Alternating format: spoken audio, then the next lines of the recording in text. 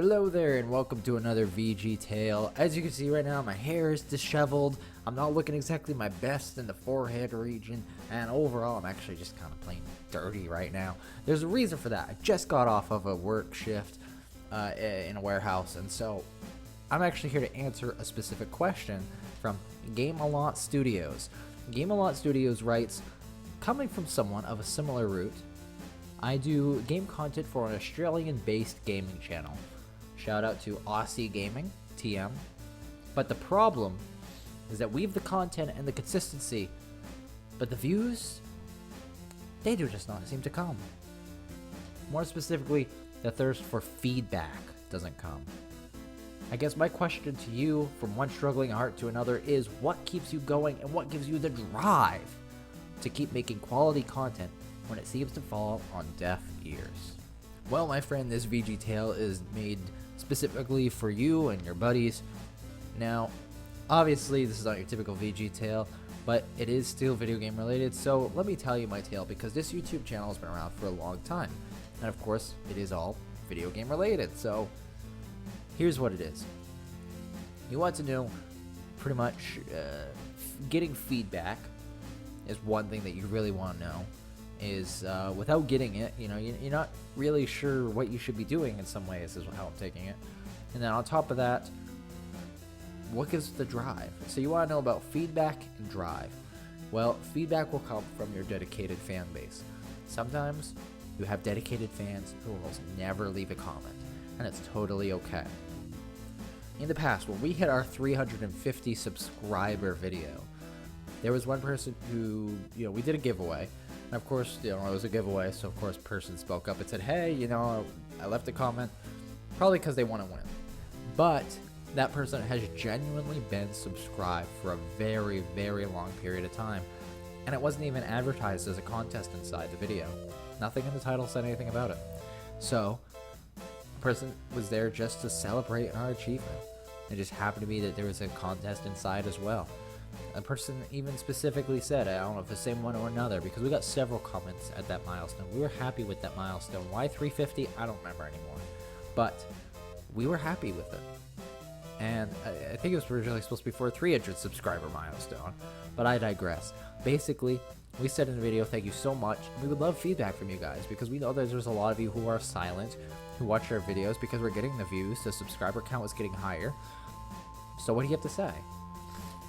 And so, by putting out a video, in fact, we recently did this, saying, hey, we want your help, we want feedback. Here is a video specifically saying, hey, what do you want to say in general about our channel, about our different series that we have, so on and so forth. So while people may not leave specific comments on videos A, B, and C, you might have one video that says, hey, we need feedback. Our channel is made up of things that we like to make, but at the same time, we want to know how you guys like to watch the content that we make. So it's not just making content that you want to fully make, and it's not just content that others want you to make. So you have to ask your audience. So by doing that, that's when you really get people to chime in. Because typically, for me personally, I watch a video, I almost never leave comments. I watch hundreds of YouTube videos, on and off in any given week or whatever, or every couple weeks, or in a month. I don't even know how long it takes to watch a couple hundred videos anymore. But basically, I almost leave 0 comments. Some channels are smaller, like yours. In fact, I left a comment, and someone appreciated it. And basically, that's how the game is. If it's a big channel, I don't really leave comments, but if it's a smaller one, I'll try to do my best to remember to do such. But sometimes you just honestly forget to leave a comment. That's our guinea pig, if you can hear him in the background, by the way. Hi, Oliver. Why are you squeaking now? I don't know. Now, to answer the second question, which was about drive. What drives me? What drives us? Well, first of all, there's more than one of us, so it's easy for me to get feedback from her, my significant other. And so feedback is one thing, but it gives me a drive on how to improve myself. But what about the actual drive?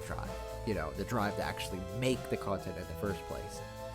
It goes back to what I was saying about people just consuming your media. The silent viewer, the silent subscriber.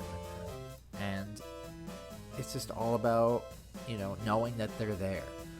See, where we've had videos in the past where, it's rare, it's about once a year, where I say, hey, leave some feedback for us. We need it. We just need like a yearly checkup. What are you guys thinking? And we get people who we know who are already subscribed for months on end. And we may have a contest attached to it. You don't have to, but it'll only be for people who were already subscribers. And you can check to see how old a subscriber is too, which is real easy. So, convincing a person to leave a comment on those grounds, isn't necessary if they're like a true subscriber though. And we know that there are a lot of them that are just silent because they're similar to us. They don't leave comments. So the drive is kind of hard sometimes when you don't even know that they're there or who they are. So I think it first comes from asking for feedback specifically in a video, because then they can voice all their opinions at once rather than going, like, we have a show called Tasty Games, or we did, right? Rather than leaving comments on every single video, they'd be like, oh, I like the concept, but I don't like how every episode was too different from another.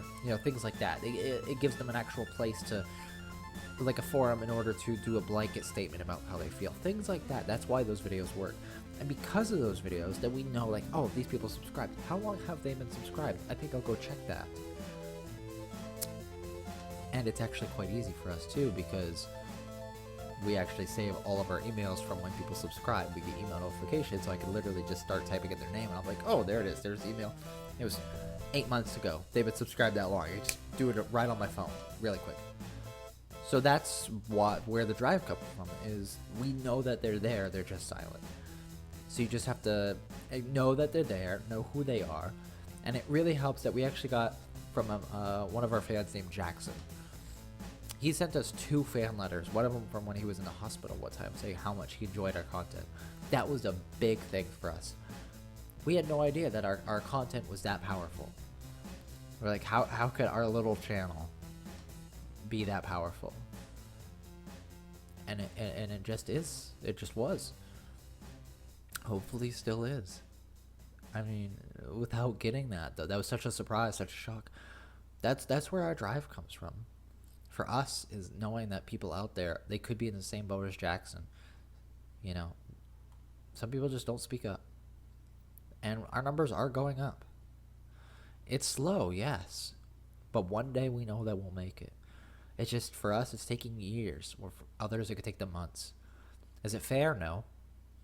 Is it right? I don't know. It just is what it is. So what drives me? What drives us? It's 2 things, really. It's the fans, definitely. But they're more than fans. They're a community.